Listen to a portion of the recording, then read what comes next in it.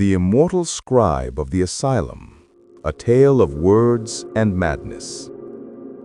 Imagine a world where the very foundation of the English language, the monumental Oxford English Dictionary, OED, was secretly built upon the meticulous, voluminous contributions of a convicted murderer and American Civil War veteran, confined within the walls of a high-security asylum in Victorian England.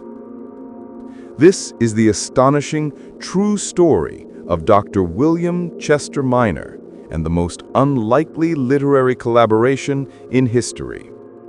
A narrative that binds the USA and the UK through words, war, madness, and an unprecedented act of scholarship. The year is 1872.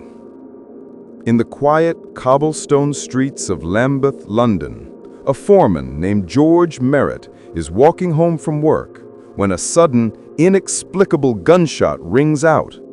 Merrett collapses and dies. The shooter is quickly apprehended.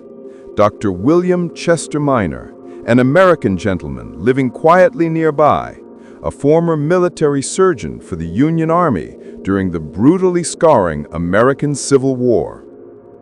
Minor offered no resistance, only a chilling, calm explanation. The man he shot, he genuinely believed was one of the many conspirators who had been breaking into his room every night to torment him. He was not evil, but desperately, catastrophically ill. At the subsequent trial, a jury found him not guilty by reason of insanity. Minor was committed for life to the Broadmoor Criminal Lunatic Asylum, a formidable fortress of brick and Victorian stricture located in Crowthorne, Berkshire. It was here, locked away, that Dr. Minor's story should have ended. Instead, it began. Simultaneously, across the country in Oxford, a colossal undertaking had just commenced, the creation of the Oxford English Dictionary. This was no mere book.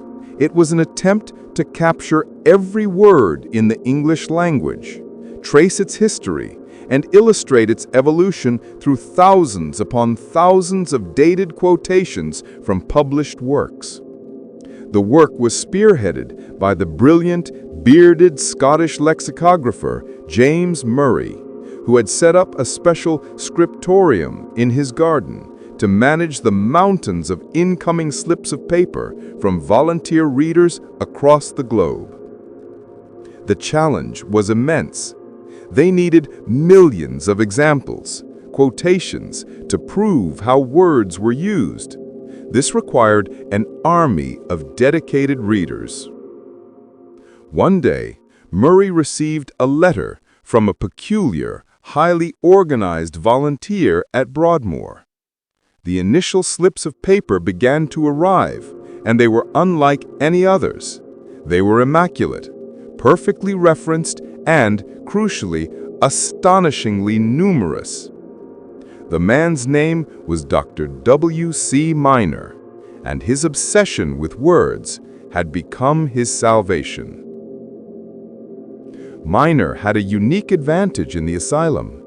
He had access to the books sent by sympathetic governors and his own substantial private library, which was moved to his well-appointed, heated cell at Broadmoor.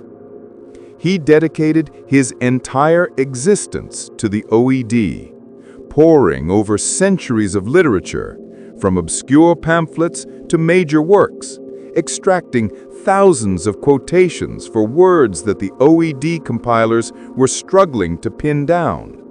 He became Murray's most prolific and valued contributor. For nearly 20 years, the two men corresponded. Murray would send Minor lists of difficult words, and Minor, from the depths of his isolated study, would send back countless quotations. He filled vast notebooks with entries. His mind, though broken by paranoid delusions, remained razor-sharp and systematically brilliant for the task.